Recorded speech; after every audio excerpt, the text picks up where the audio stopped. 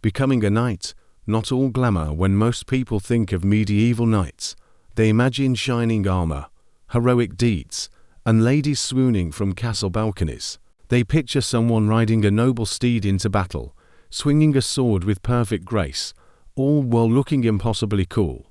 But, and this is a big but, the reality of becoming a knight was far from glamorous. In fact, it sucked. A lot. The journey to knighthood didn't start with a shiny sword or a heroic quest. Nope.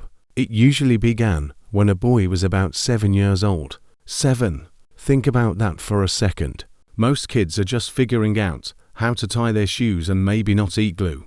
And here we have little medieval boys being sent off to live with a lord or noble, often in a strange castle, to start the grueling path toward becoming a knight. This was called the page stage. As a page, a boy's days were long and exhausting. There was no nap time, no cartoons, and certainly no weekends. The schedule was basically a mix of menial chores, learning basic etiquette, and being drilled in the arts of combat. Boys learned how to clean armor, polish weapons, and serve meals without spilling anything. That sounds harmless enough until you realize it was all happening in a massive, drafty, cold castle where frost could sneak through stone walls and everyone smelled faintly off. Well, medieval hygiene wasn't great. Imagine trying to polish a suit of armor while wearing a tunic soaked from sweating under the sun, or worse, under layers of chainmail you're yet strong enough to handle. Charming, right? Education wasn't limited to chores. Pages were also expected to study reading, writing, and religious lessons. This might seem like a good balance between sword practice and intellect, but honestly, juggling Latin prayers, table manners, and dodging training dummies swinging toward your head at the same time was a recipe for exhaustion. Plus, mistakes weren't just frowned upon, they could earn you a hearty smack or a stern scolding from the lord of the castle. There was no "it's okay, we all mess up" philosophy in medieval times. If you dropped a plate or failed a sword drill, you learned to fear both the plate and the drill, sometimes simultaneously. After about 7 years of this, yes, 7 years, you'd move on to the next stage, becoming a squire. Congratulations, you survived the first part. But don't get too excited. The squire stage, which usually started around age 14, was basically an upgrade in responsibility. Now, you weren't just polishing armor, you were carrying it. You learned to wield swords, lances, and shields in earnest, often practicing 4 hours in the sun or rain until your arms ached and your fingers bled. And yes, those shiny suits of armor were heavy, so heavy that running, climbing, or even sitting gracefully became complicated, sweaty affairs. You might dream of being the knight in shining armor on a galloping horse, but reality was closer to a sweaty teenager lugging 50 pounds of metal across a muddy training field while trying not to fall on your face. Squires also had to care for their knightly lord's horse. This meant mucking out stables, feeding, grooming, and walking the horse 4 hours. Remember, these weren't ponies, these were massive war horses, strong and sometimes moody. One wrong move and you could get kicked, bitten, or crushed. Many young squires came away with bruises, sprains, or worse. And the fun didn't stop there. Squires had to accompany knights into real battles or tournaments, where mistakes could mean serious injury or death. They had to learn not just to fight, but to survive chaos, mud, and a lot of screaming people. And speaking of survival, knights didn't exactly get to pick their battles. If your lord decided to go on a campaign, you went too. Sometimes this meant months away from home, sleeping on cold stone floors or under the stars, eating whatever questionable rations were available, and praying not to get sick or injured. Being a squire wasn't a glorious apprenticeship. It was grueling, exhausting, and often terrifying. And if you complained, well, let's just say medieval parents had a toughen-up approach, and lords even more so. But what about the payoff? The dream of knighthood did come at the end of this long, painful apprenticeship, but becoming a knight wasn't a golden ticket either. Even after years of training, surviving brutal lessons, scrapes, and bruises, there was no guarantee of glory or riches. Some knights spent their whole lives in minor skirmishes, defending a lord's tiny plot of land, and never achieving the heroic deeds you see in movies. Others died young, often before even getting the chance to sit on a horse in full armor. Knighthood promised honor and prestige, yes, but it also promised exhaustion, injury, and a never-ending to-do list. And here is a little twist. Being a knight wasn't just about fighting. You were expected to be polite, chivalrous, and loyal at all times. This meant constantly balancing toughness with decorum. If you acted too rough, you looked like a brute, too soft, and you looked weak. And remember, most of your audience was other knights or nobles, all of whom were judging your every move. Fail a joust, trip over your horse, or spill soup at a banquet, and people would whisper. Honor was a constant, exhausting performance. So, yeah, becoming a knight was not the dream you might imagine as a kid watching cartoons or playing video games. It was years of tough training, endless chores, physical pain, constant risk, and pressure to act like a perfect human being before you even got the first chance to pick up a real sword in anger. It was brutal, but in a weird way. Maybe that's part of what makes the medieval knight so fascinating.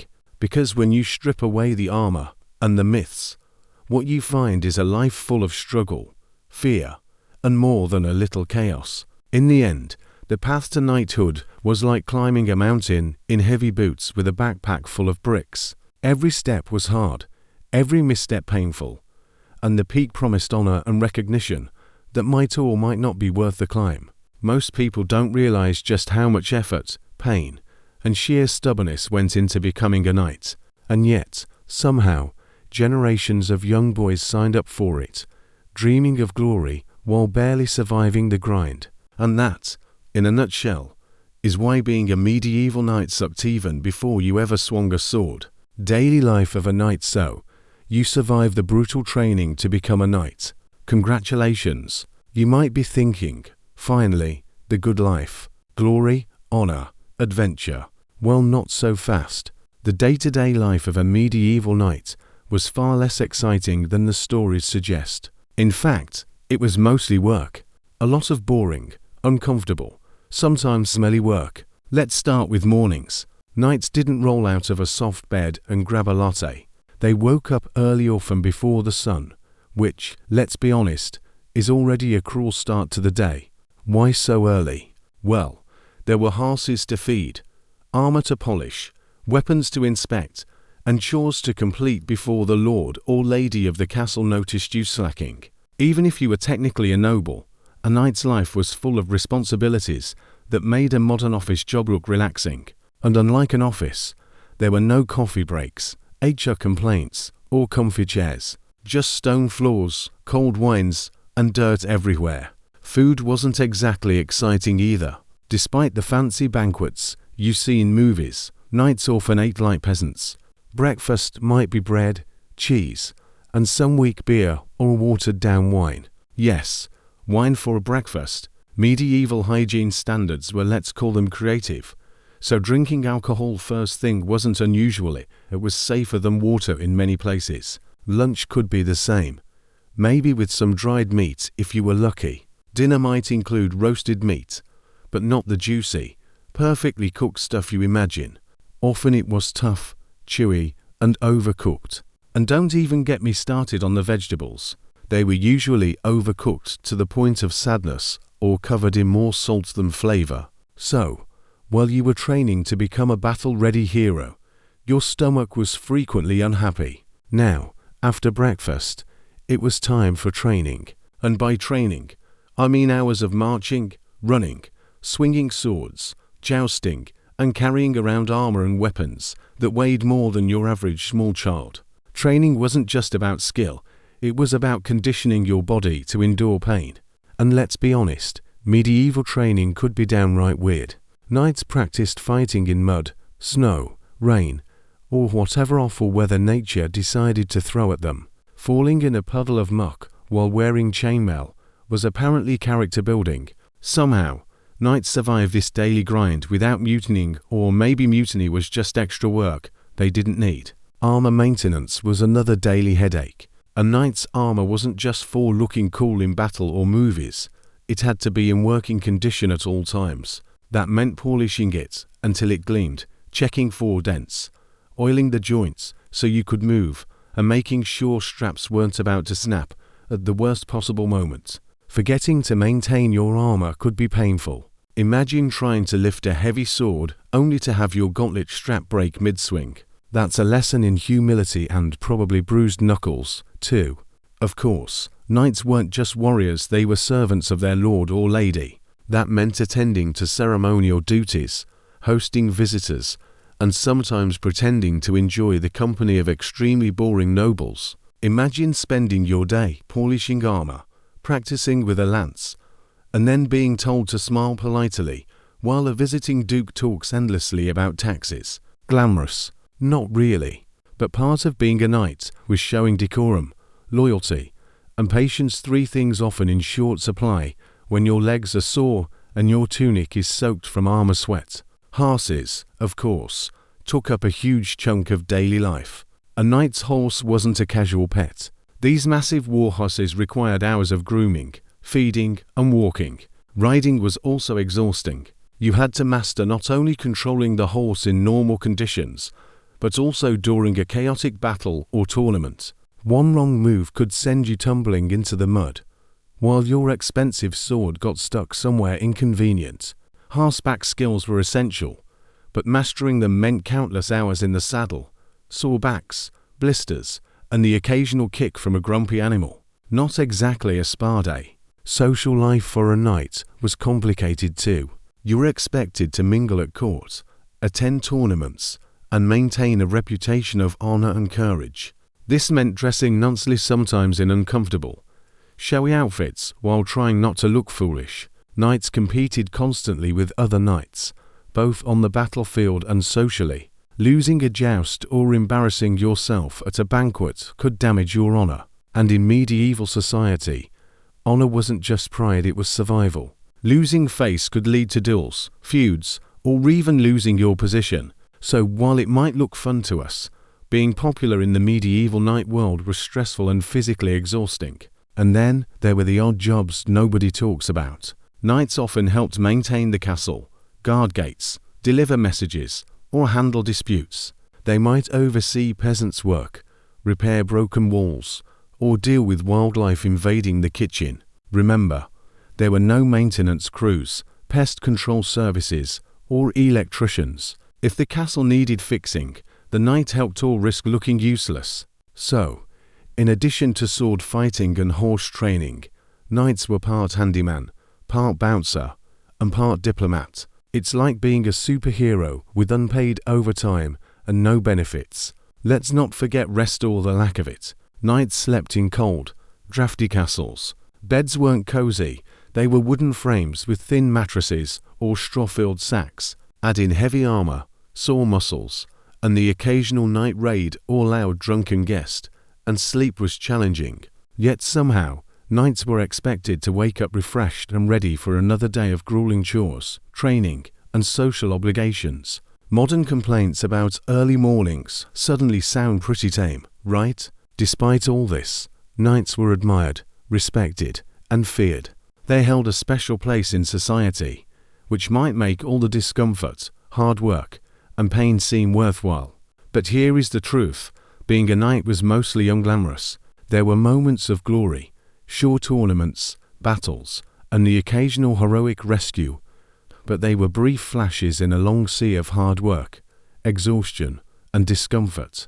The myths of knights charging into battle effortlessly and always looking heroic are just that, myths. Real life was mud, sweat, cold, and sore muscles. In the end, a knight's daily life was a mix of rigorous training, relentless duties, uncomfortable armor, and social pressure, all wrapped up in a package that promised honor, respect, and maybe, if luck was on your side, a little adventure. For every tale of glorious battle or daring rescue, there were dozens of boring, exhausting, and painful days that nobody remembers. And maybe that's why knighthood is so fascinating to us today. Because behind the shining armor and heroic stories, knights lived lives that were, in many ways, surprisingly relatable, long, tiring, and sometimes ridiculously inconvenient. So next time you picture a knight, remember this: the sword swinging, Horse-riding hero you see in movies had a lot of days where the most exciting thing was polishing his boots or cleaning a horse's tail. Glamour was rare, comfort was rarer, and the daily grind was relentless. But somehow, through mud, sweat, and sheer stubbornness, knights did it. And that, my friend, is why the life of a medieval knight was equal parts awe-inspiring and utterly exhausting. Armor-heavy, hot, and painful. If there's one thing people always picture when they think of medieval knights, it's the armor. Shiny, polished, clanking metal that turns a regular guy into what looks like a walking tank. Movies make it look amazing, like, once you put that armor on, you instantly become invincible and awesome. But let's be honest, actually wearing armor, it sucked. A lot. First, let's talk about the weight. Full plate armor could weigh anywhere from 40 to 60 pounds. That doesn't sound too bad if you think of it like carrying a school backpack. But here is the catch. Armor weight wasn't on your back, it was strapped all over your body. Your chest, legs, arms, head, everything. Imagine trying to run a marathon while carrying a toddler evenly distributed across your limbs. Not so fun anymore, right? And unlike a backpack, you couldn't just shrug it off when you got tired. Once you were strapped in, you were committed until someone helped unstrap you like a very shiny, very sweaty Christmas present. And yes, sweaty is the key word here. Medieval armor was like wearing a portable sauna. Ventilation. Forget it. Once you were inside, the heat built up fast. You'd be sweating buckets just standing still. Never mind swinging a sword or riding a horse. Summer battles. Absolute misery. Picture yourself wearing heavy winter clothes, wrapped in tinfoil, running laps in the sun. That's what armor felt like on a hot day. Some knights actually fainted in the heat, collapsing in the middle of battle. Not exactly heroic. Then there's the problem of movement. Movies make it look like knights could cartwheel in full plate. Reality check. They could move, sure, but not gracefully. Armor was stiff, clunky, and awkward. You could walk, run sort of, swing your sword, and climb on a horse, but none of it was smooth.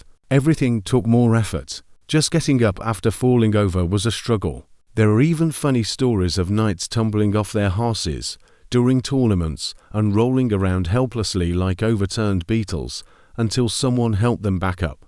Try looking intimidating when you're flailing on the ground, unable to get up. Spoiler, you don't. Armor also caused chafing. Lots of it. The metal wasn't sitting directly on bare skin. Of course, knights wore padded underclothes called gambesons. But even with that, the constant rubbing of straps, buckles, and edges left plenty of sores. Imagine getting blisters on your shoulders, thighs, and hips, then having to keep fighting anyway. Some knights came home from campaigns covered not in glorious scars, but in heat rash and raw patches from where the armor rubbed too much. Not exactly the image of romantic bravery. Let's not forget the helmet. Oh, the helmet. While it offered much-needed protection for your head, it also made it harder to see, hear, or breathe. The slits were narrow, so your vision was limited to what was directly in front of you. Peripheral vision, gone. That meant surprise attacks from the side were extra terrifying. Hearing was muffled, too, which made it hard to pick up commands or notice someone sneaking up behind you. And breathing. Good luck. With your head stuffed into a metal box, the air got hot and stale fast. Some knights even claimed they felt like they were suffocating inside their helmets. Add the constant banging of swords and arrows against the metal, and it must have been like fighting inside a very loud, very sweaty cooking pot. Armor was expensive, too. A full suit of plate could cost as much as a small house, so if you were lucky enough to own one, you wanted to protect it. That meant polishing it constantly, oiling the joints, and repairing dents. Armor wasn't indestructible. Swords and axes left marks, and arrows could pierce if they hit the right spot. Taking care of armor was basically a full-time job, and heaven forbid you forgot to dry it properly. After a rainy day, rust would creep in overnight, leaving you with a useless, crumbly mess instead of shiny protection. Nothing screams knightly failure like turning up to battle in rusty armor that squeaks with every step. Another fun fact: armor didn't make you invincible. Sure, it helped a lot. It could deflect arrows, absorb sword blows, and protect you from serious injuries. But knights still got hurt, and badly. Blunt force trauma from maces or hammers could rattle your bones, even if the armor didn't break. Falling off a horse while in armor could leave you with broken ribs or worse. And once you were on the ground, it was hard to get back up quickly. Enemies knew this, so they often aimed to knock knights down and finish them off while they were struggling like turtles on their backs. Not very noble, but very effective. There's also the not so glamorous issue of bodily functions.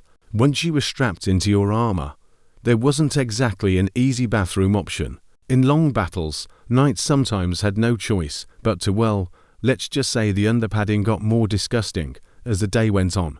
Between sweat, mud, blood, and accidents, a knight's armor probably smelled terrible. Imagine going days on campaign without a bath, locked in your own portable oven.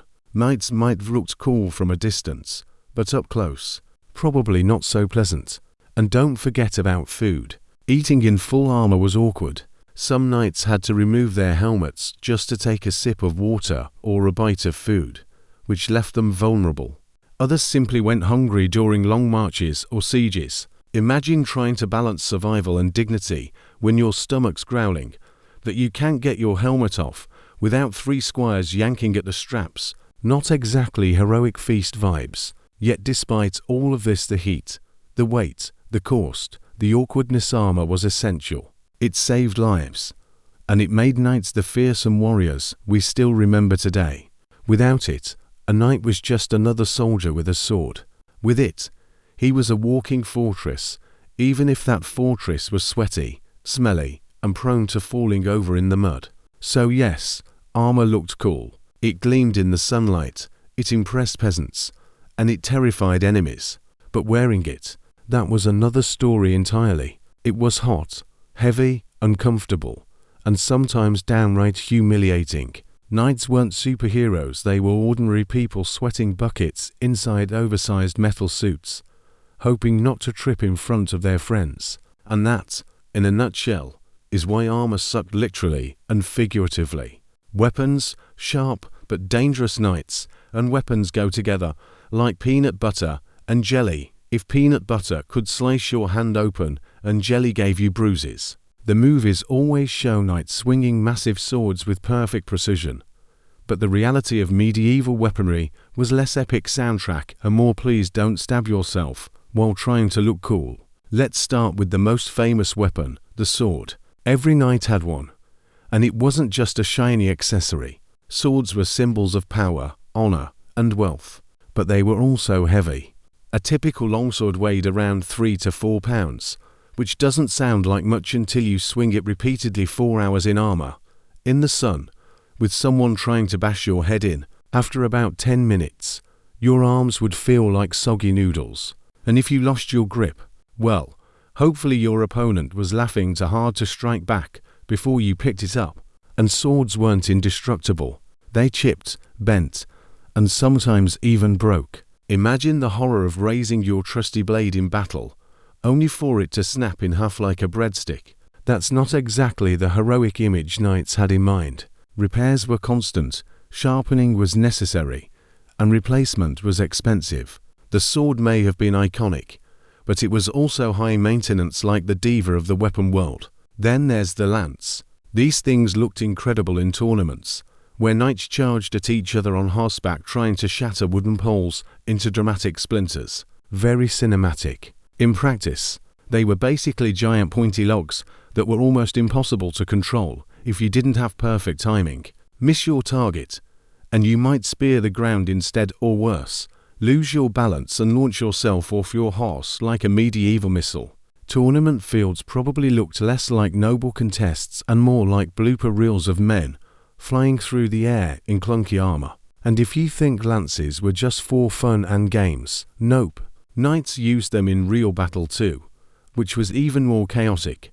Picture charging into a wall of enemies, trying to aim your 10-foot stick at one guy while dodging arrows, horses, and chaos. It was messy, exhausting, and dangerous for everyone involved, including your own horse, who probably didn't sign up for this madness. Knights also had maces and warhammers, which were less about finesse and more about smashing things into a pulp. These were especially handy against armored opponents, because you didn't need to pierce through the metal, you just crushed the person inside. Brutal, yes. Effective, also yes.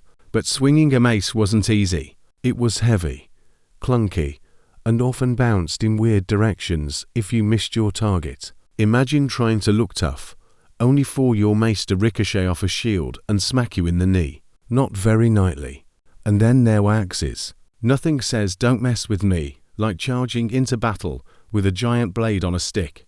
But again, axes were tricky. They could get stuck in shields, stuck in armor, or even stuck in the ground if you swung too hard. And if you lost your grip, congratulations, you just gave your opponent a free weapon.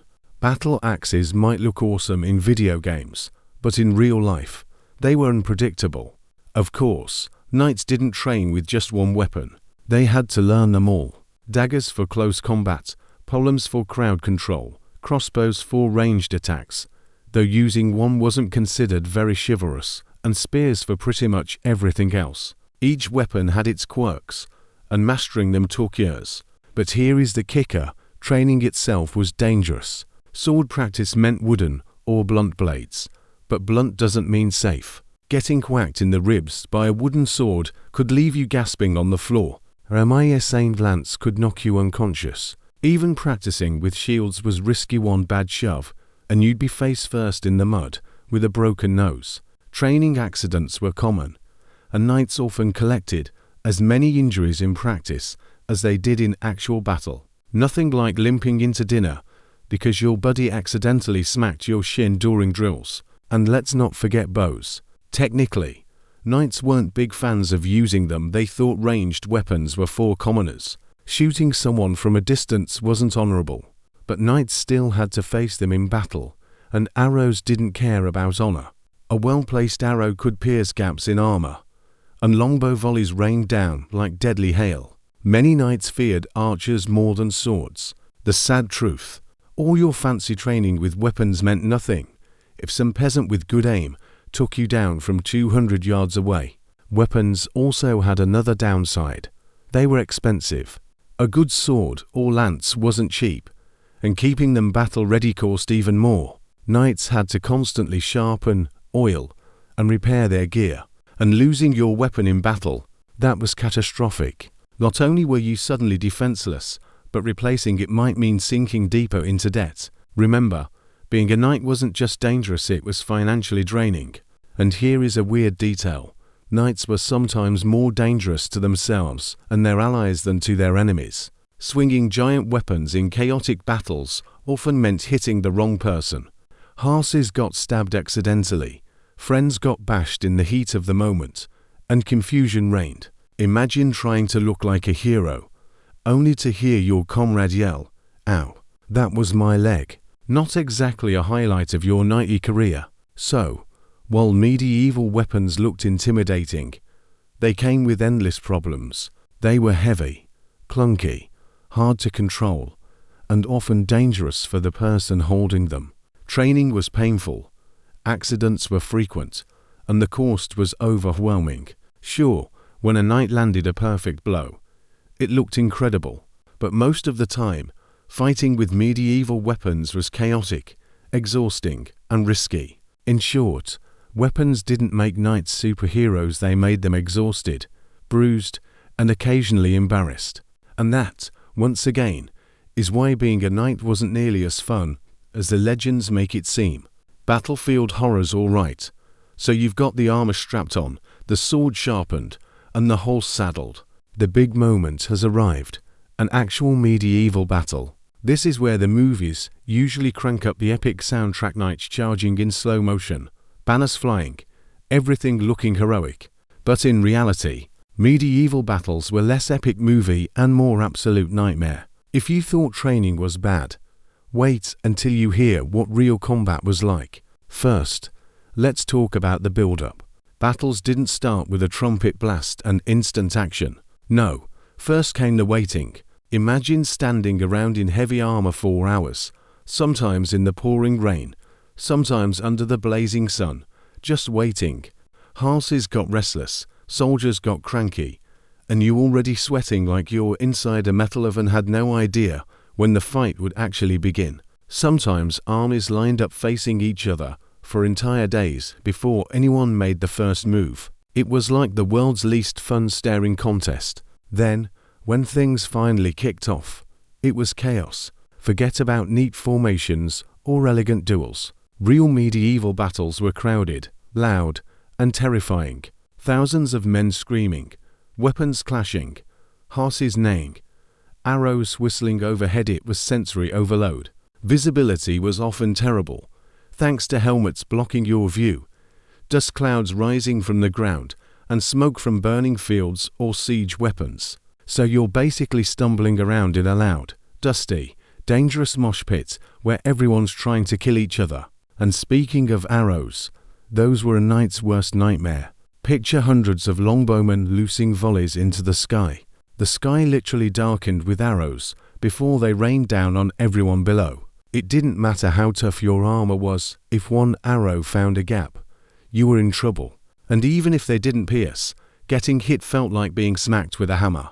Horses panicked, men screamed, and formations broke apart. The myth of knights charging fearlessly often ended with them tumbling into muddy pits after their horses bolted from incoming arrows. Close combat was even worse. In movies, it looks like knights fought one-on-one duels. In reality, you were lucky to even know who you were swinging at. Once the melee started, it was every man for himself. You had people shoving, tripping, slashing wildly, all while you were trying not to get crushed in the chaos. It was loud, disorienting, and terrifying. Knights often described battles as a blur, where you didn't even remember who you hit, only that you survived. And survival wasn't guaranteed. Weapons didn't always kill cleanly. A sword blow might cut deep, but not finish you off, leaving you bleeding out slowly in the mud. Maces and hammers shattered bones, but didn't always kill instantly. Many knights were maimed instead of killed, limbs broken, faces smashed, or bodies crushed under horses. Dying quickly was almost a blessing compared to the drawn-out suffering many endured on the battlefield. Oh, and let's not forget about the smell. Battles were stinky. Imagine thousands of sweating men in armor, horses doing what horses do, blood soaking the ground, and smoke rising from fires. The air reeked of sweat, manure, iron, and death. Definitely not the glorious perfume of heroism. If you somehow survived the fight, you went home smelling like a burnt slaughterhouse. Then there was the mud problem. Europe's weather wasn't exactly kind, and battlefields often turned into mud pits. Heavy armor plus slippery mud equals disaster.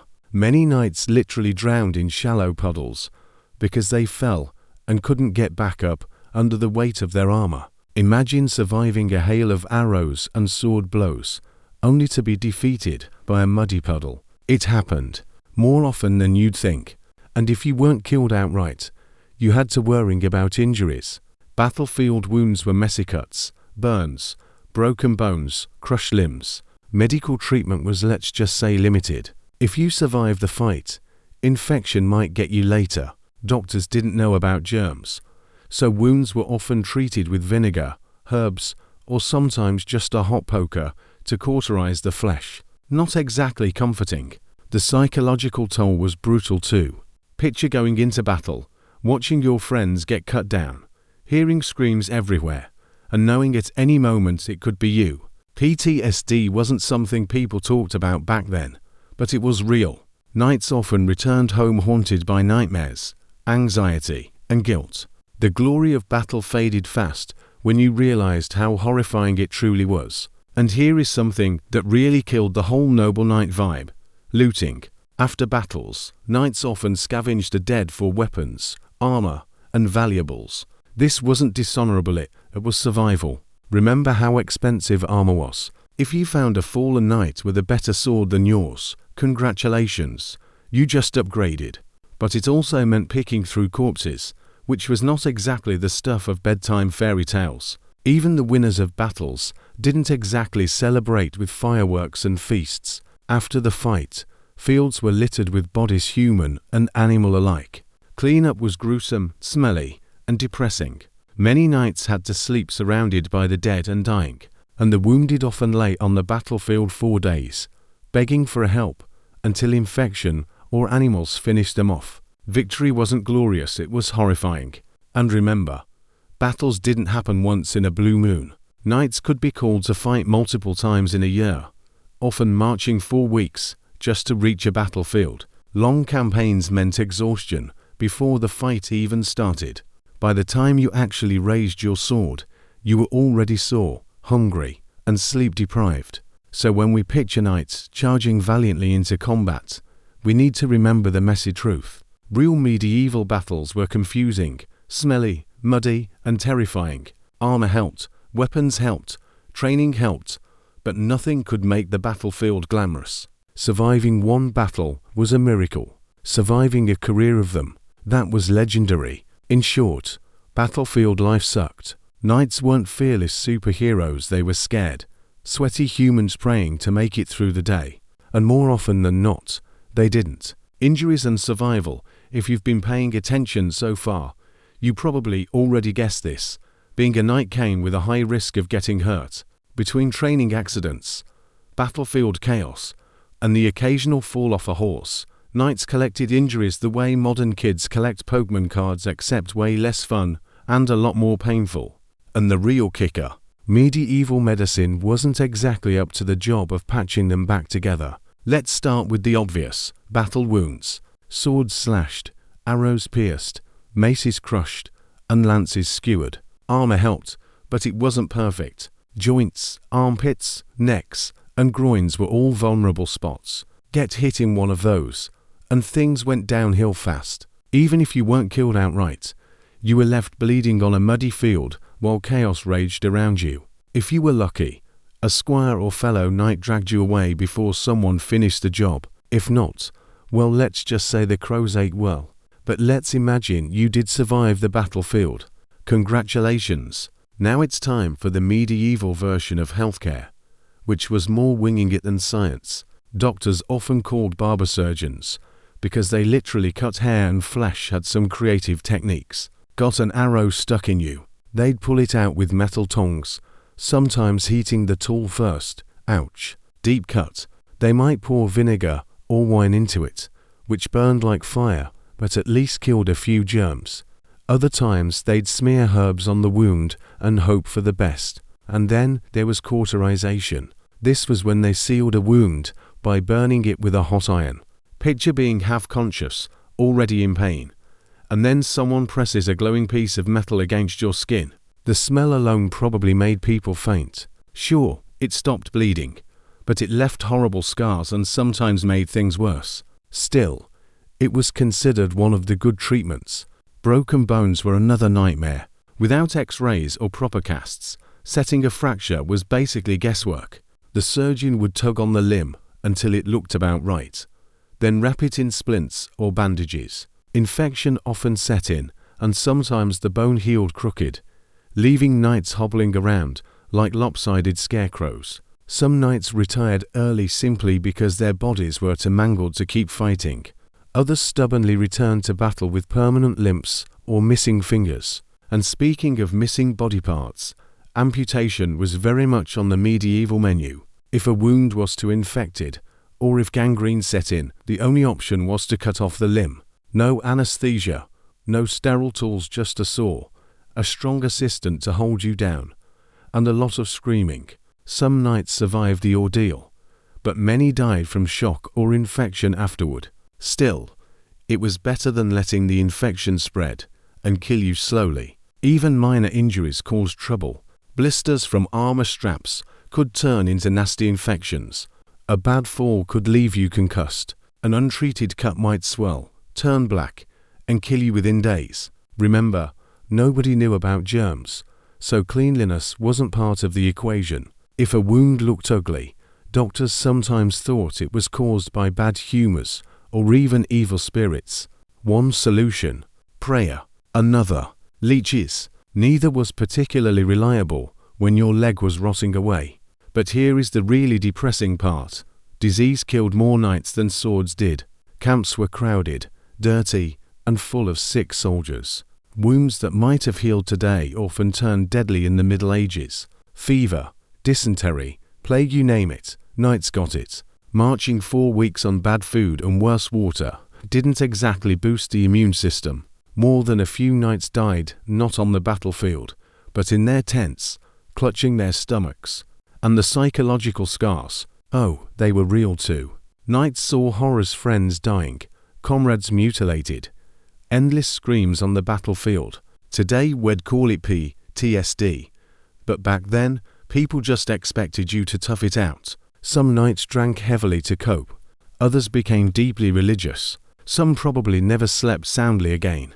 The image of knights as fearless warriors ignores the fact that many of them lived in constant fear, both of physical pain and the memories of past battles.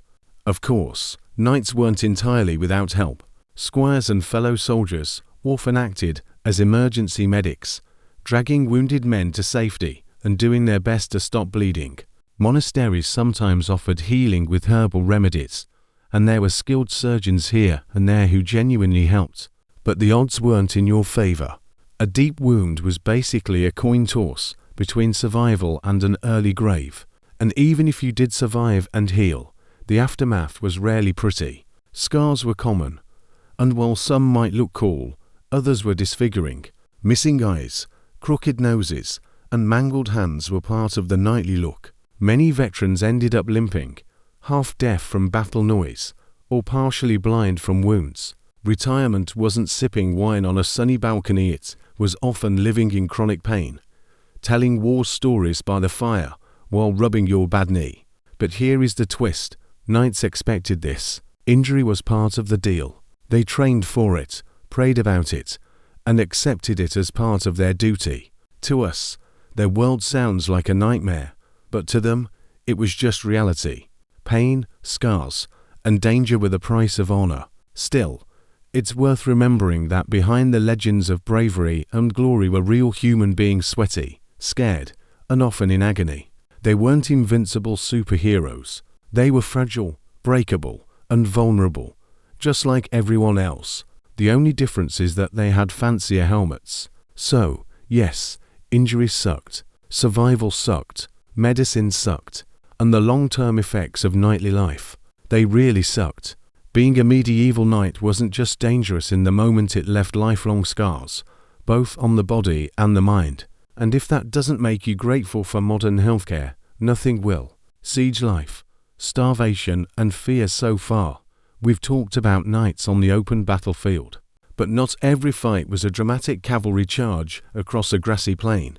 Some of the nastiest, most miserable experiences for knights came during sieges, those long, drawn-out standoffs where one side locked themselves inside a castle and the other side camped outside, waiting them out. Sounds boring, right? Well, boring in the most soul-crushing, stomach-growling, fear-inducing way possible. Let's set the scene. You're a knight stationed in a castle. Maybe you thought this gig would be safer than riding into battle. After all, you've got big stone walls around you. What could go wrong? Turns out a lot. Sieges were designed to make life unbearable for the people stuck inside. The enemy didn't always need to storm the gates. All they had to do was cut off supplies and wait. That meant starvation. At first, the kitchen kept serving decent meals, bread, meat, maybe even some wine. But as weeks dragged into months, the supplies ran low. The fresh food went first, then the salted meat, then the hard biscuits. Eventually, meals became pitiful, watery soup, stale bread, or whatever could be scraped together from dwindling stores. Knights, used to eating big portions to fuel their armored bodies, found themselves gnawing on scraps like peasants. And hunger makes people desperate.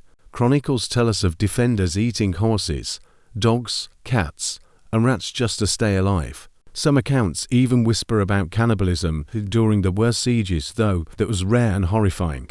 Imagine being a proud knight, once feasting in great halls, now fighting over the last scrap of mouldy bread. Not exactly the glamorous life promised in the knightly code. Thirst was another problem. If the besiegers cut off access to fresh water, defenders had to ration what little they had stored in wells or cisterns. Drinking water quickly became as valuable as gold, and when water ran out, people sometimes drank whatever they could find, even if it was stagnant or filthy. Illness spread fast. Dysentery, fevers, stomach bugs, nothing like fighting for your life, while also making non-stop trips to the latrine. And speaking of illness, disease thrived during sieges. Imagine hundreds of people crammed into a castle, hygiene breaking down, everyone weak from hunger, waste piled up, wounds went untreated, lice and fleas spread, plague, typhoid, dysentery. These often killed more people than swords or arrows. Knights weren't immune. No matter how shiny your armor, disease didn't care. Many fine warriors wasted away in their bunks, not from enemy blades, but from fevers and infected bellies. Meanwhile, outside the walls, things weren't much better. If you were a knight on the attacking side, you had to camp out 4 weeks or months in all kinds of weather: mud, rain, snow, and blazing heat. Whatever nature threw at you, you endured it. Food supplies were a constant problem. Armies marched with provisions, but they ran out fast. Sometimes they lived off the land, raiding nearby villages, which made the locals hate them even more. Imagine eating turnips stolen from a farmer's field for weeks on end. You'd start to miss home cooking pretty quickly, and boredom set in. Sieges weren't constant action. Most days were endless waiting, patrols, and guard duty. Knights sat in tents, sharpening weapons, telling stories, or gambling to pass the time. Some trained to stay sharp, but the monotony was crushing. And always in the background was the fear, because at any moment, things could get ugly. When the attackers did take action, it was terrifying. Picture massive siege engines, trebuchets hurling giant stones at the walls, mangonels launching flaming pitch, and towers creeping closer with enemy soldiers inside. The defenders had to endure the constant pounding, watching their walls shake and crack. Even if the stone held, the psychological toll was immense. Every crash of a boulder meant another reminder that safety was slipping away. And if the enemy breached the walls, that's when the real nightmare began. Storming a castle was brutal. Attackers poured through gaps, slaughtering defenders, looting everything, and often massacring civilians. Knights defending castles knew what was at stake. If they lost, their lives and the lives of everyone inside were in serious danger. Surrender sometimes spared them, but not always. Medieval mercy was, let's say, inconsistent. On the flip side, if you were one of the attackers, storming a castle was no picnic either.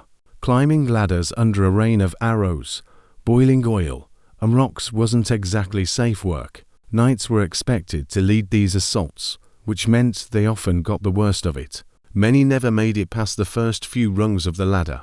And let's not forget the psychological strain. Living under siege meant constant fear of starvation, fear of disease, fear of sudden attack. Sleep was light and restless, ears always tuned for alarms.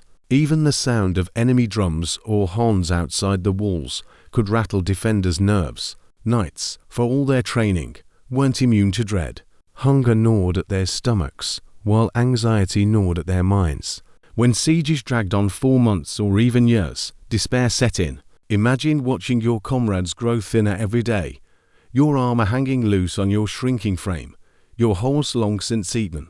Hope dwindled with every sunrise. Some defenders eventually opened the gates, not because they were defeated in battle, but because they simply couldn't take it anymore. And here is the kicker. After all that suffering, the outcome could still be humiliating.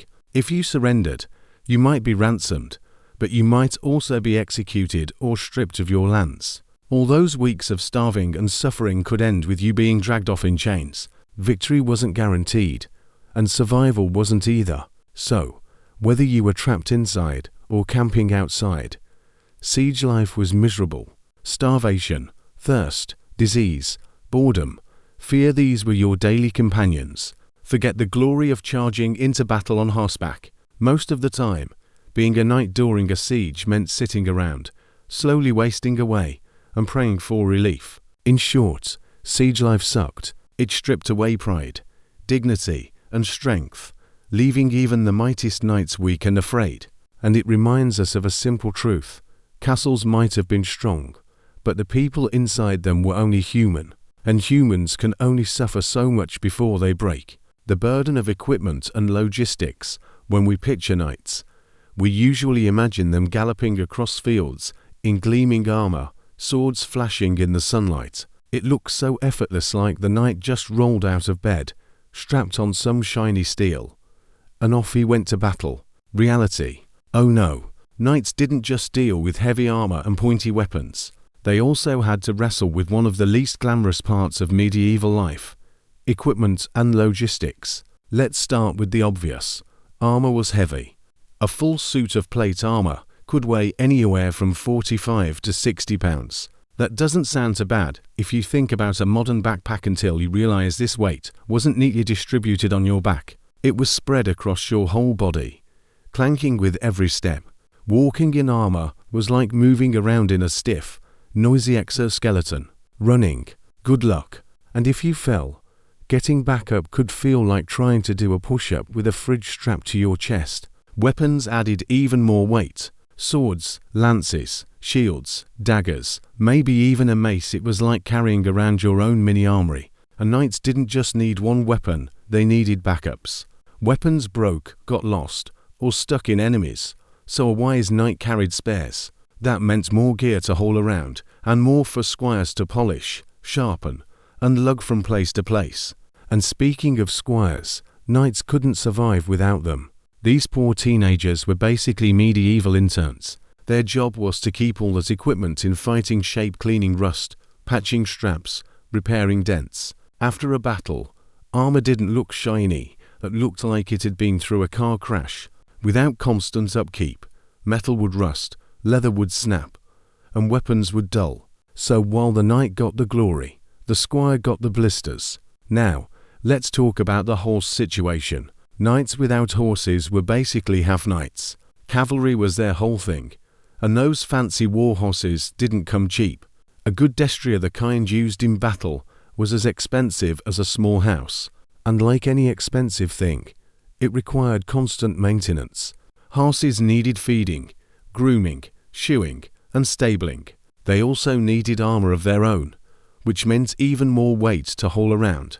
A knight's horse ate through supplies faster than a teenage boy at football practice. And here is the kicker: knights didn't just travel with one horse. They often had 2 or 3 a destrier for battle, a palfrey for everyday riding, and maybe a packhorse for gear. That's a mini stable right there. Keeping those animals fed and watered on long campaigns was a logistical nightmare. An army of 1,000 knights could mean several thousand horses, all munching through fields like medieval lawnmowers. If food supplies ran short, the horses often starved before the men did. No horse meant no glory. Then there was the issue of transporting equipment. Knights didn't exactly have sleek rolling luggage. Instead, they relied on carts and wagons, which were slow, creaky, and prone to breaking down. Roads in medieval Europe weren't smooth highways, they were muddy ruts or rocky tracks. A rainy week could turn the whole supply line into a swamp. Knights might find themselves knee-deep in mud, helping push wagons just to keep the army moving. Not very heroic. And let's not forget armor in different climates. In summer, wearing steel was like cooking inside a tin can. Knights sweated buckets, and dehydration was a real risk. In winter, the metal froze, turning every piece into an icy torture device. Imagine sitting on a freezing saddle 4 hours, while your armor basically glued itself to your skin. Cozy, right? On top of that, knights had to worry about losing equipment. Armor was so valuable that it was practically a target. Enemies wanted it, peasants wanted it, thieves wanted it. If you got knocked out in battle, someone might strip your armor off before you even woke up. Same with weapons. Knights had to constantly keep track of their gear, or risk walking home in their underclothes. And then there was food. Remember, knights burned calories like crazy training, marching, fighting. They needed hearty meals, and lots of them.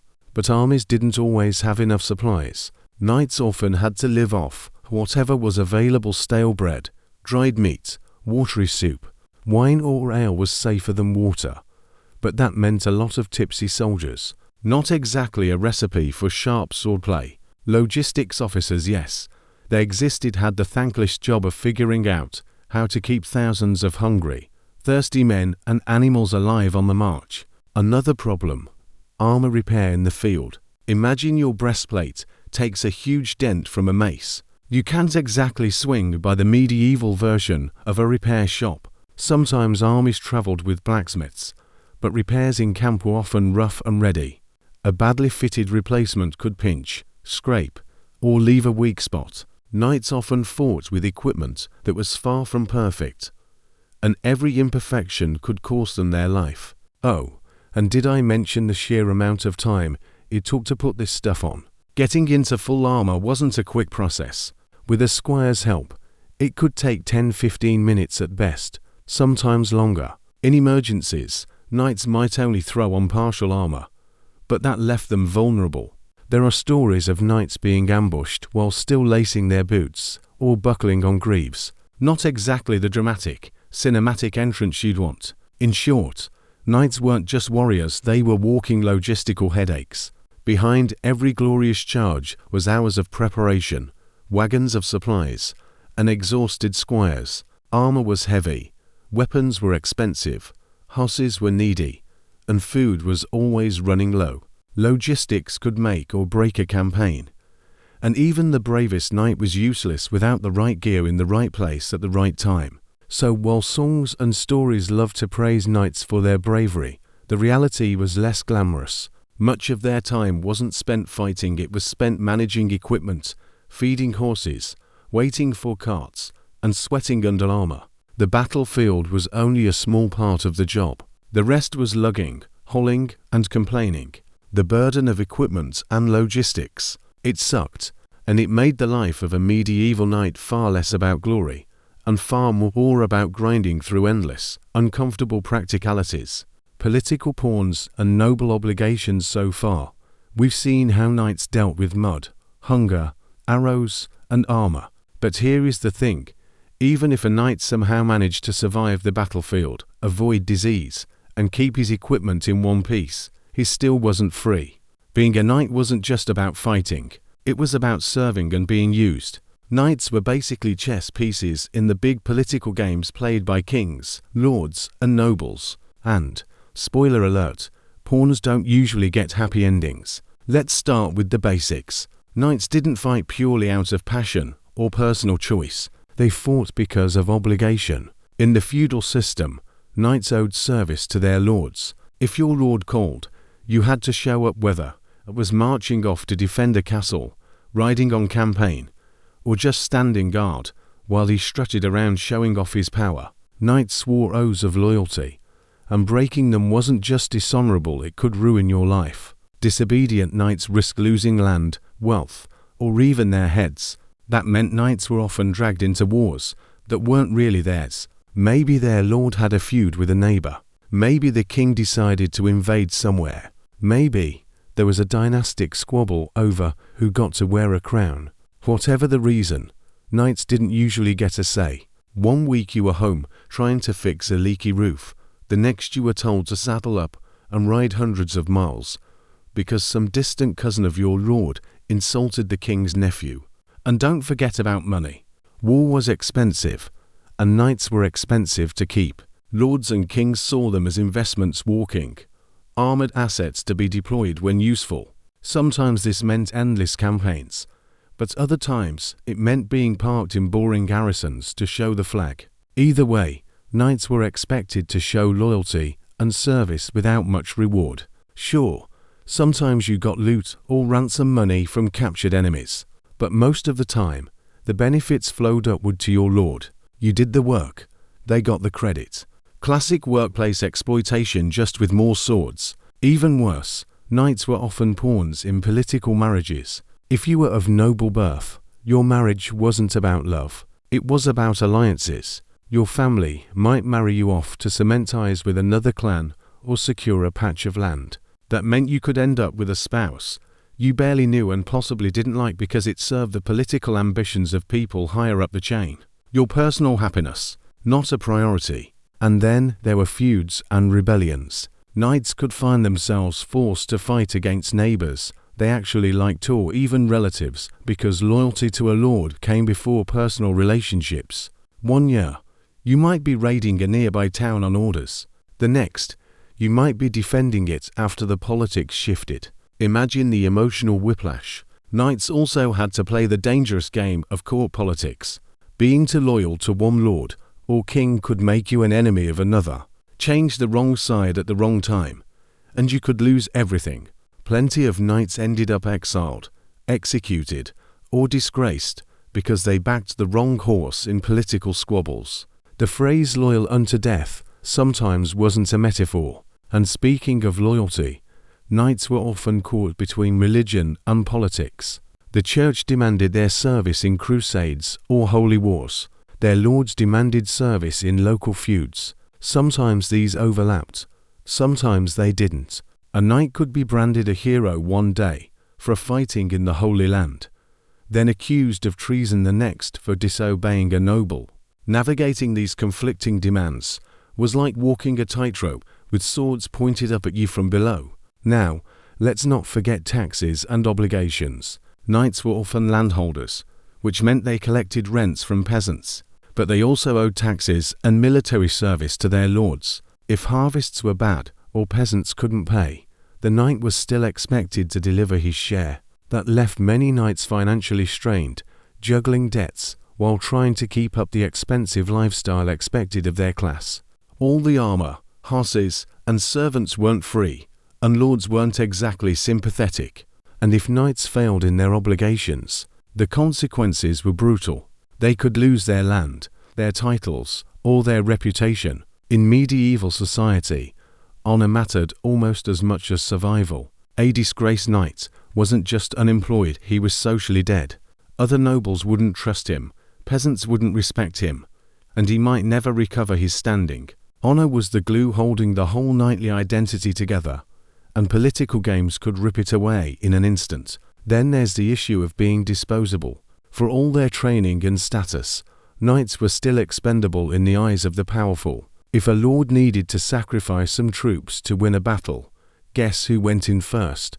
That's right, the knights. If a rebellion needed crushing, the knights went in. If a castle needed defending to the bitter end, the knights were ordered to hold it. Lords gave the orders, but knights paid the price in blood and broken bones. And even in peacetime, the obligations didn't stop. Knights had to attend court, serve as guards, enforce their lord's justice, and basically act as muscle for the nobility. They weren't lounging around sipping wine all the time.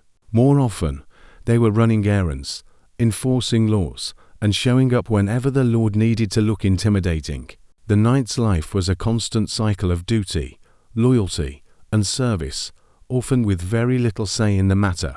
So, while stories of knights often focus on bravery and freedom, the truth was very different. Knights weren't independent warriors roaming the land.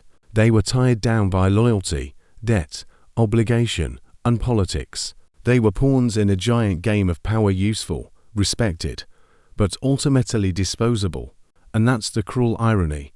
Knights were supposed to be symbols of honor and power, but behind the armor, they were just men caught in systems bigger than themselves. They fought, they served, they obeyed, and most of the time, they paid the price so someone else could sit comfortably on a throne.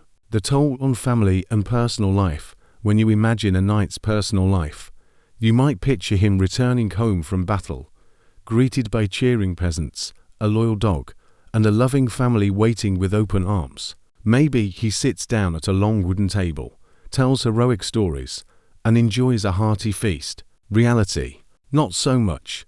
The truth is, being a knight didn't just suck on the battlefield, it also sucked at home. Their families paid the price for all that glory, and knights themselves often lived with strain, guilt, and loneliness. First off, let's talk about time away. Knights were constantly being called away on campaigns, guard duty, tournaments, or errands for their lords. Wars could last months, sometimes years, and crusades could drag knights halfway across the world for decades. That meant wives, children, and households were often left behind. Imagine being a kid who barely remembers your dad because he's always off fighting in some foreign land. Not exactly the medieval version of quality family time. And the wives, they carried a huge burden. While knights were off chasing honor and avoiding arrows, their spouses had to manage estates, handle money, oversee farms, and deal with peasants. Basically, they had to run the whole operation while also worrying whether their husband was still alive. Letters were rare, news traveled slowly, and many wives spent months in uncertainty. Was he dead, wounded, captured, or just late coming home? Every knock at the door could be either a joyful reunion or devastating news. Children also grew up under this shadow. Sons were often pushed into the same dangerous path sent to train as squires, knowing they'd soon face the same hardships. Daughters, meanwhile, were bargaining chips in political marriages, traded off to secure alliances. Knights might dream of raising families in peace, but reality turned their kids into extensions of the same obligations that ruled their own lives. Money added another layer of stress. Knights were expensive to maintain armor, horses, weapons, servants, land. Campaigns often drained finances instead of filling them. A knight might come home not with treasure, but with debts that left families scrambling to make ends meet. While ballads sang of glory, many real households struggled just to put food on the table. Wives had to stretch supplies, peasants had to work harder, and kids often went without luxuries. Some knights even sold land or valuables to fund campaigns, leaving their families worse off than before. Then there was the emotional toll. Knights saw terrible things: blood, death, betrayal. They came home with scars not just on their bodies, but on their minds. Today, we'd recognize that as trauma. Back then, knights were just expected to suck it up. That meant a lot of grumpy, withdrawn husbands sitting silently by the fire, haunted by what they'd seen. Some drowned their pain in alcohol. Others became harsh or distant. The idea of a happy, peaceful home life was often just a fantasy. Even when knights were home, their duties didn't really stop. They were expected to attend their lord's court, enforce justice, train constantly, and be ready to ride out at a moment's notice. That meant missing family milestones, births, festivals, even funerals. Being a knight wasn't a job out of it, was a 24/7 obligation that often left loved ones feeling neglected. And let's not forget about danger following them home. If a knight got caught up in feuds or rebellions, his family could be targeted too. Enemies sometimes raided estates, kidnapped relatives for ransom, or burned villages to the ground. Being connected to a knight meant living with a permanent risk of violence. Safety wasn't guaranteed, even within the walls of your own home. Marriage itself wasn't always the fairy tale we imagine. As we said earlier, many marriages were arranged for politics, not love. That meant knights and their wives weren't always happy couples. Some relationships worked out fine, but others were cold, strained, or full of resentment. Affairs happened on both sides. Knights often, while away on campaigns, wives sometimes out of loneliness or frustration. Medieval romance wasn't exactly like the chivalric poetry suggested, and if a knight died, which, let's face it, was pretty common, the family's life could collapse overnight. Widows might be left managing estates alone, sometimes pressured to remarry quickly so another man could take charge. Children might be sent off to relatives, and land could be seized by lords if debts weren't paid. The stability of a knight's family was always fragile, hanging on the edge of survival. All of this meant that knights lived with constant guilt and conflict. On the one hand, their duty was to their lords and their honor. On the other, they had responsibilities to their families, and most of the time, duty to the lord won out. That left knights torn, proud of their service, but painfully aware of the strain it caused at home. So, while medieval ballads praised knights for loyalty and bravery, their families often paid the hidden cost. Wives bore the stress of endless uncertainty, children grew up without parents, and households teetered on the edge of ruin. Knights themselves lived with guilt, loneliness, and scars that never really healed. The toll on family and personal life, it was heavy. and it made the so-called glory of knighthood a lot less appealing once you looked beyond the armor and banners. Behind every knight on the battlefield was a household waiting, worrying, and often suffering in silence. The myth versus reality of chivalry. If there's one word everyone associates with knights, it's chivalry. Say knight, and you probably imagine shining armor, noble quests, rescuing maidens, and being the medieval version of a gentleman. But here is the twist: the whole chivalry thing, mostly a myth, or at least, it didn't look anything like the polished, fairy tale version we imagine today. The reality was messy, inconsistent, and often not very noble at all. Let's start with what chivalry was supposed to mean. On paper, it was this ideal code of conduct: a knight should be brave in battle, loyal to his lord, respectful to the church, and protective of the weak, especially women. Basically, knights were supposed to be living superheroes, combining military skill with moral virtue. Sounds great, right? Almost too great. And yeah, that's because it mostly was. The first big problem: knights were warriors first, moral paragons second. Their main job was to fight, and fighting in the Middle Ages wasn't pretty. Raiding, pillaging, and burning villages were all part of the game. Knights weren't riding around politely tapping enemies with their swords. They were smashing through towns, taking loot, and sometimes leaving a trail of destruction. Protecting the weak, more like taking from the weak. And women, the supposed beneficiaries of knightly protection, didn't always see the chivalry side either. Sure, some knights were courteous in courtly settings, but that didn't stop plenty of them from being violent, exploitative, or just plain absent when danger struck. The idea that knights were defenders of ladies was more of a poetic invention than a daily reality. For most peasant women, a knight showing up at your village was probably a reason to worry, not swoon. Now, chivalry did serve a purpose. It was an ideal to aspire to. The church and nobility wanted to control these heavily armed men, to keep them from turning into violent thugs who terrorized everyone. So they dressed up warfare in the language of honor, piety, and courtesy. Knights were told, don't just fight for God, fight for justice, fight for the innocent. It was less about how they actually behaved, and more about how people wanted them to behave.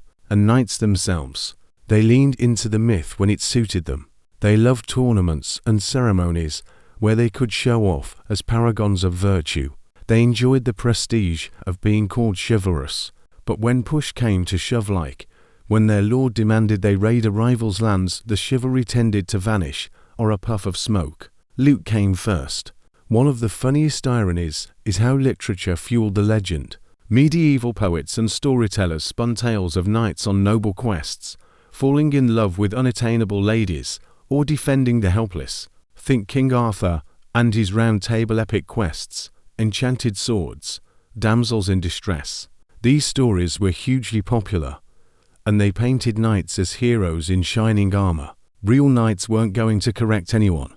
They liked being seen that way, even if their actual lives were closer to mud, blood, and unpaid debts. And let's be real, some knights were basically medieval bullies. They swaggered around, flaunted their power, and demanded respect. If a peasant couldn't pay taxes, a knight might enforce the rules with threats or worse. Courtly manners, maybe in a banquet hall, but outside of that, chivalry often looked like intimidation. That's not to say knights never tried to live up to the ideals. Some genuinely embraced piety, charity, and loyalty. You can find records of knights donating to churches, protecting widows, or refusing to harm non-combatants. But for every story of a noble knight, there are plenty more of knights behaving like opportunistic mercenaries. It was a mixed bag at best. The Crusades really highlight this gap between myth and reality. Knights were told they were defending the faith, saving the Holy Land, serving God's will. But once they got there, a lot of them looted cities, fought for personal gain, and even fought each other. The holy war part often took a back seat to the getting rich and powerful part. Not exactly textbook chivalry. Tournaments were another example. They were supposed to be showcases of knightly skill and courtesy. In reality, they could be brutal, chaotic brawls where knights got trampled, injured, or even killed. The line between noble sports and dangerous free-for-all was pretty thin. So why do we still buy into the chivalry myth today? Well, because it makes for a good story. It's comforting to imagine knights as noble gentlemen, riding into battle for justice and romance. The truth that they were often violent, politically manipulated, and morally inconsistent doesn't have the same fairy tale glow. And over time, the legends won out over the messy reality. In fact, the myth was so strong that it kept evolving long after knights themselves faded from history. By the Renaissance and beyond, people were still romanticizing chivalry in books, art, and theatre. Even today, we use chivalry to mean good manners, totally forgetting that its original practitioners weren't exactly models of politeness. So here is the takeaway. Knights weren't cartoon villains, but they also weren't fairy tale heroes. They lived somewhere in between human, flawed, sometimes noble, sometimes selfish. Chivalry was less a code they lived by and more a costume they put on when it made them look good. If you lived in medieval times and crossed paths with a knight, chances are you'd see the mud-stained, rough-edged reality, not the shining armor fantasy. The myth of chivalry may have looked good in songs and stories, but the truth, it was complicated, messy, and usually a lot less glamorous. The brutal training of a knight, if you thought becoming a knight was as simple as grabbing a sword and shouting for honor, think again. Knights weren't just born, they were forged. And that forging process, brutal. Forget modern boot camps or sports tryouts. Knight training made those look like summer camp. From the time they were little boys, future knights were put through years of discipline, drills, and duties that would break most people today. Let's rewind to childhood. If you were a noble-born boy with knightly prospects, your training often started around the age of 7. That's right, while most kids today are learning to read or play video games, medieval boys were shipped off to another lord's household to start life as a page. This wasn't optional. Your parents sent you off, partly for training, partly for political connections. Imagine being a 7-year-old, suddenly living with strangers, expected to serve and learn discipline. Cozy. As a page, your job was basically to do whatever the adults told you.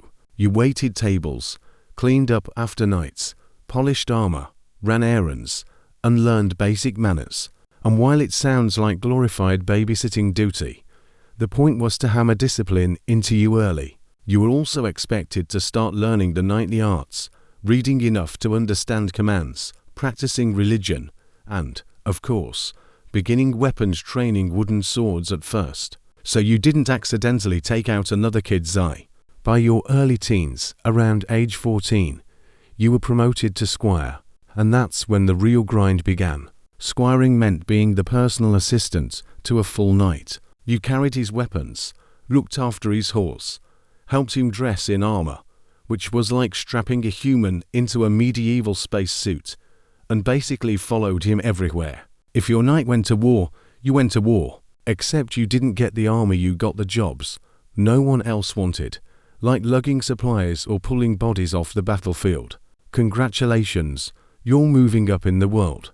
The training itself was relentless. Squires drilled endlessly with weapons, swords, lances, shields, bows. They practiced horseback riding until they could stay in the saddle no matter what. They wrestled, hunted, swam, and ran, building the strength and endurance needed to lug around 60 pounds of armor while still swinging a sword.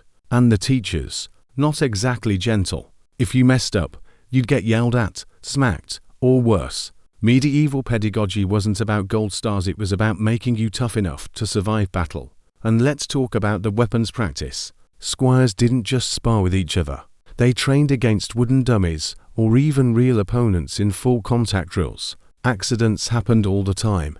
Broken bones, missing teeth, concussions par for the course. Imagine your homework being "don't die" during sword drills. No pressure.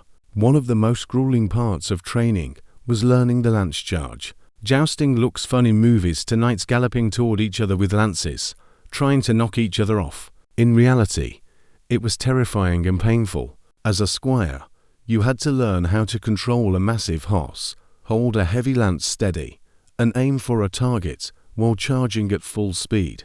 And yes, you are going to crash. A lot. Falling off a horse in full armor isn't just embarrassing, it can knock the wind out of you, break ribs, or leave you with permanent injuries. On top of that, training wasn't just physical. Knights were expected to master skills like falconry, chess, poetry, and etiquette. Why? Because being a knight wasn't only about fighting, it was about fitting into the noble class. You had to look and act the part, even if you secretly preferred smacking things with swords.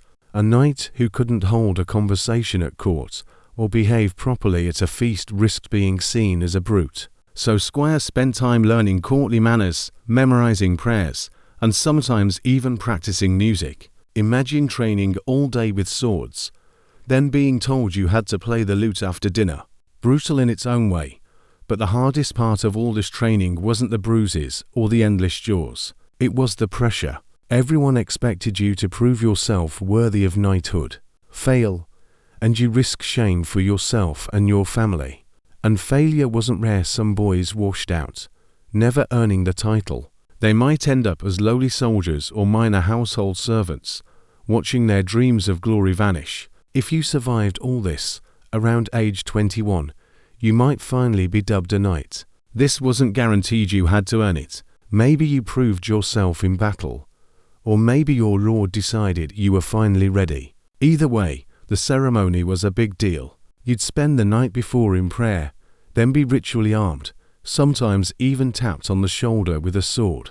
Boom, you were officially a knight. Except now, all the brutal training was just a warm-up for the even more brutal reality of warfare. So yeah, the road to knighthood wasn't paved with honor and romance. It was paved with bruises, broken bones, endless jaws, and sky-high expectations. And while some boys thrived under the pressure, many were crushed by it literally and figuratively. The training was designed to weed out the weak, and it did so without mercy. When you see paintings of knights in gleaming armor, remember, behind that shine were decades of sweat, blood, and exhaustion. Becoming a knight wasn't a dream come true. It was more like surviving a medieval entrance test. And the prize at the end, a lifetime of more fighting, more duty, and more obligations. Not exactly the fairy tale kids might have imagined when they picked up their first wooden sword.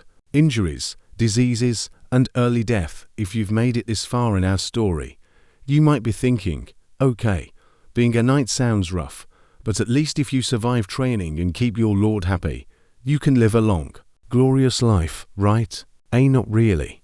The truth is, knights lived hard, dangerous lives, and most of them didn't exactly enjoy peaceful retirements on sunny estates.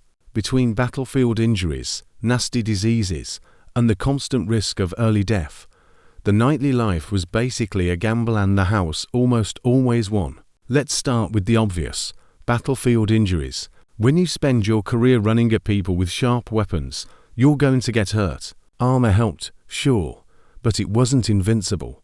A lance could shatter bones, arrows could pierce through gaps, and blunt weapons like maces could rattle your insides even if they didn't break the skin. One bad fall from a horse could leave you crippled for life. Medieval medicine wasn't exactly equipped to deal with concussions, spinal injuries, or shattered limbs. At best, you got a bandage and some prayers. At worst, well, hope you liked being buried in the family plot. And even if you survived your injuries, infection was the real killer. Remember, this was a world before antibiotics. A simple cut could turn deadly. Battlefield wounds were filthy mud, blood, and bacteria mixed together into a cocktail of doom.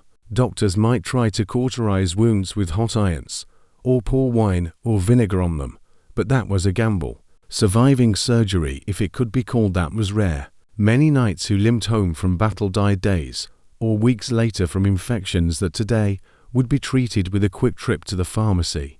Then there were the diseases. Knights weren't immune to the same plagues and fevers that killed everyone else. Traveling constantly meant they were exposed to all sorts of illnesses. Dysentery from bad water, malaria in certain regions, camp fever from living in close quarters with soldiers. And then there were the big ones like the Black Death in the 14th century that wiped out nobles and peasants alike. All the armor in the world couldn't protect you from a flea-bite-carrying plague. Life expectancy wasn't kind, either. While some knights did live into their 50s or 60s, many didn't make it past their 30s or 40s. War, disease, and accidents cut lives short. And this wasn't just common soldiers. Even wealthy, famous knights often died young. The odds were stacked against you from the start. But let's zoom in on the day-to-day toll. Training and combat wore down a knight's body. Years of hauling armor, wielding heavy weapons, and riding horses left joints ruined and muscles exhausted. Arthritis, chronic pain, and stiffness were common. Imagine being in your 40s and feeling like you're 80, because you spent your youth being smashed around like a human battering ram. Retirement wasn't relaxing, it was more like limping into old age, with a body full of old battle damage.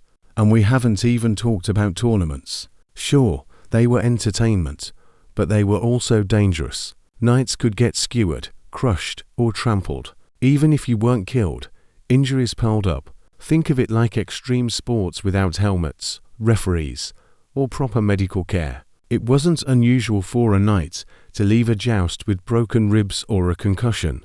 A few unlucky ones never got up again. Then there was mental strain. While medieval people didn't have the vocabulary we do today, knights definitely experienced trauma. Seeing friends killed, being surrounded by death, living with constant risk, it all left scars on the mind. Some knights turned to heavy drinking, others to prayer, some to violence. Knightly honor didn't protect them from depression or nightmares. The pressure to always appear strong and loyal meant they had to keep those struggles hidden. Even the quietest dangers could be deadly. Horses, for example, were essential to knights, but also dangerous. A kick from a war horse, a bad fall, or getting trampled in battle could kill instantly. A knight spent a lot of time on horseback. It was like driving a car that could suddenly decide to buck you off into a crowd of enemies. Let's not forget disease on campaign. Whole armies could be wiped out without ever seeing battle. Spoiled food, contaminated water, and poor sanitation meant dysentery and typhoid were constant threats. Some campaigns saw more men die from sickness than from enemy swords. Imagine training your whole life to be a warrior, only to die because you drank the wrong cup of water. And early death wasn't just personal, it affected families too. Knights often left behind widows and children who had to pick up the pieces. If the knight was the main provider, his death could plunge the family into financial ruin. Land could be seized, debts called in, and families scattered. So while ballads praised knights for glorious deaths, the reality was often heartbreaking and messy. Of course, there were exceptions. Some knights did live long enough to retire. They might become advisors, run estates, or even join monasteries to live out their days in peace. But these were the lucky ones, the ones who dodged arrows, survived diseases, and managed not to get trampled along the way. For most, knighthood was less a career and more a fast track to an early grave. So when you picture a knight riding off into battle, gleaming in armor, remember this: behind the glory was a brutal truth. Knights lived with constant risk, constant pain, and the looming shadow of early death. They weren't immortal heroes, they were human beings trying to survive in a world stacked against them. And more often than not, the world won. The decline of knighthood and obsolescence. If knights had a PR team, they want you to think the story ends with them riding off into the sunset, banners flying, legends secure. But the truth, the age of knights didn't end in glory, it fizzled out, slowly and awkwardly, like a once popular trend that just wasn't cool anymore. The knight went from being the rock star of medieval warfare to, well, basically a guy in outdated gear who couldn't keep up with the times. Let's rewind to the glory days. For centuries, knights were the backbone of medieval armies.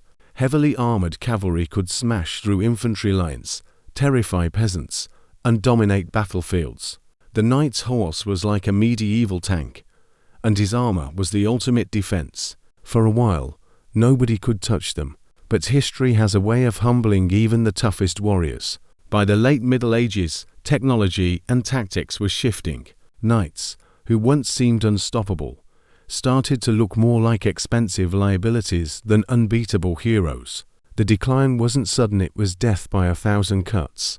The first big crack in the armor came from the rise of longbows and crossbows. At battles like Crecy 1346 and Agincourt 1415, English longbowmen showed that even the most heavily armored knights could be brought down by a well-placed arrow. Imagine training your whole life, spending a fortune on armor, and then getting dropped by some peasant with a bow. It was humiliating. Crossbows were even worse, easier to use, deadly powerful, and able to punch through armor at close range. Suddenly, the knight's fancy plate didn't look so invincible. Then came gunpowder. Cannons started tearing down castle walls, and handheld firearms slowly spread across Europe. A knight's armor that once turned swords and arrows now just made him a shinier target. Guns didn't care about noble blood or fancy titles. They leveled the playing field. By the 16th century, heavily armored cavalry charges weren't terrifying anymore, they were suicidal. But it wasn't just weapons.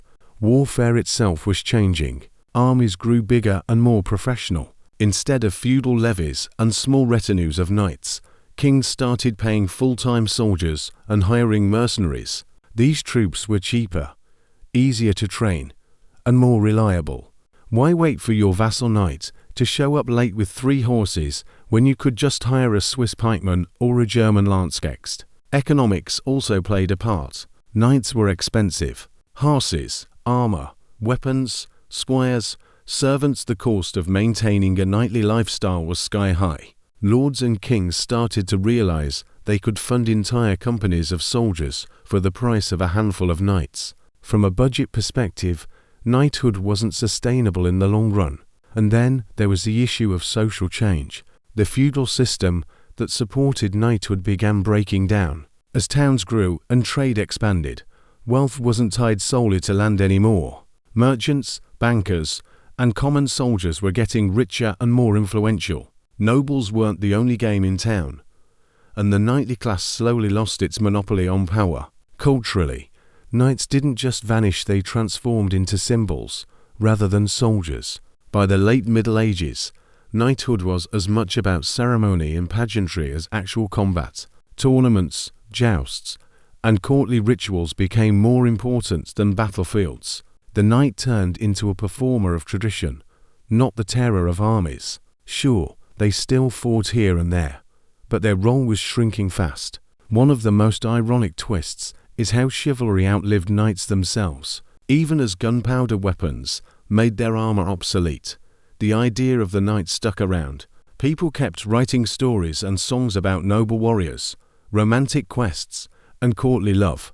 By the Renaissance, knights were more legendary than practical. They became characters in books, idealized figures to admire, not real fighters to fear. Of course, some knights tried to adapt. They traded lances for pistols, joined cavalry units, or reinvented themselves as nobles in fancy armor who led from behind rather than fought in the front. But deep down, everyone knew the truth. The golden age of the knight was over. By the 17th century, the battlefield belonged to musketeers, cannons, and professional armies, not to knights charging on horseback. For the knights themselves, this decline was bittersweet. Imagine training your whole life, mastering swordplay, and strapping into armor so heavy it felt like a second skeleton, only to realize your skills were becoming outdated. It's like being a master VHS repairman in the age of streaming. All that effort, and the world just moved on. And yet, the knight didn't disappear completely. The title lingered as an honor rather than a profession.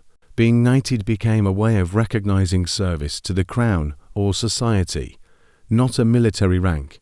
That's why today we have Sir Elton John and Sir Paul McCartney, but thankfully no one's asking them to charge into battle on horseback. So, in the end, the decline of knighthood wasn't a dramatic crash, it was a slow fade. One century, they were the kings of the battlefield. The next they were characters in stories. The next they were ceremonial titles. The knight's legacy survived, but their actual role in warfare became obsolete. And maybe that's the strangest part. Knights lost the war against time, but they won the war of memory. People still admire them, dress up as them, tell stories about them. The armor may have rusted, the horses long gone, but the idea of the knight remains, not as reality, but as legend. Looking back, why being a knight wasn't so glamorous. After all, we've come a long way in this story, peeling back the shiny armor and heroic songs to see what life as a knight was really like. And if you've been paying attention, you've probably noticed a pattern. For every noble or glorious part of knighthood, there were 3 or 4 ways it actually sucked. By now, the fairy tale version of knights, the noble heroes, the champions of justice, the men of honor, should be looking a little cracked, like an old shield that's been through too many battles. So let's step back and take stock. Why exactly wasn't being a knight as glamorous as we imagine? First off, the training. Sure, stories make it sound like young boys dreamed of becoming knights, but the reality was years of grueling chores, bruises, and broken bones.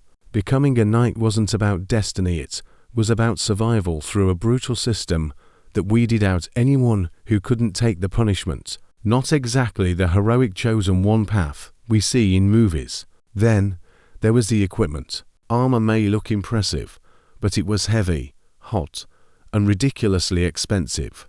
Horses weren't loyal companions so much as high-maintenance war machines that could bankrupt you if they got injured. And don't forget the endless upkeep, polishing, repairing, replacing. Knights didn't just fight, they lived in a constant cycle of managing gear that could fall apart at the worst possible moment. The battlefield itself was a nightmare.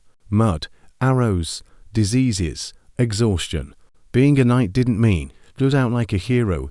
It meant you were thrown into chaos, where survival depended as much on luck as on skill. If you weren't skewered by a lance or crushed under a horse, you still risked infection, dysentery, or plain old bad luck. And let's not forget the politics. Knights were rarely free agents. They were pawns in the games of lords and kings, dragged into wars and feuds that weren't theirs to begin with. Loyalty was demanded, often at the cost of personal happiness, safety, or even family. One wrong choice backing the wrong side in a rebellion, for example, and your whole life could come crashing down. The personal toll was huge, too. Families were left behind, often struggling, while knights spent years away on campaigns. Wives carried the weight of managing estates and worrying if their husbands were dead. Children grew up without parents, and knights themselves weren't immune to guilt, trauma, or loneliness. The songs and stories never tell you about the exhausted knight sitting silently by a fire, too haunted to sleep. And then there's chivalry, the so-called knightly code. On paper, it was about honor, loyalty, and protecting the weak. In practice, a lot of knights ignored it whenever it got in the way of looting, raiding, or grabbing power. The gap between the myth and the reality was so wide, you could ride a whole cavalry unit through it. Chivalry was less a lifestyle and more a PR campaign, designed to make knights look better than they really were. Even tournaments, the fun part of knightly life, were dangerous, often leaving participants with broken bones or worse. The same events that were supposed to showcase knightly skill often ended up being just another way to get injured or bankrupt yourself. And what was the reward for all this? Usually early death. If the battlefield didn't get you, disease might. If disease didn't get you, old injuries or sheer exhaustion would. A few lucky knights made it to retirement, but many more ended up in shallow graves, their glory forgotten as quickly as their debts piled up. By the time gunpowder rolled onto the scene, knights weren't even useful anymore. Cannons smashed castles, muskets punched through armor, and professional armies made feudal levies look outdated. The knight went from war hero to ceremonial relic in just a couple of centuries. And yet here is the interesting part. Despite all of this, we still romanticize knights. We still tell stories about them, still imagine them as noble heroes riding out to rescue the helpless. The legends outlived the reality, and maybe that's the point. People wanted knights to be symbols of honor and bravery, even if the truth was a lot uglier. So, was it glamorous to be a knight? From the outside, maybe. You had armor, a horse, a title. You looked powerful and important. But peel back the layers, and it was a hard, dangerous, often miserable existence, full of obligations and risks that left little room for freedom or joy. If you were a peasant, you probably didn't envy the knight nearly as much as we imagine today. You saw the reality, a man tied to his lord, weighed down by armor and debts, and constantly riding off to fight someone else's war. A man who might not live long enough to enjoy whatever scraps of glory he earned. In the end, knights weren't superheroes or villains. They were human beings caught in a brutal system, struggling to survive, just like everyone else. Their lives were tough, their fates uncertain, and their glory often short-lived. So next time you picture a knight in shining armor, maybe imagine the dents, the rust, the sweat, and the exhaustion too, because behind the myth of knighthood lies the reality. Being a knight sucked.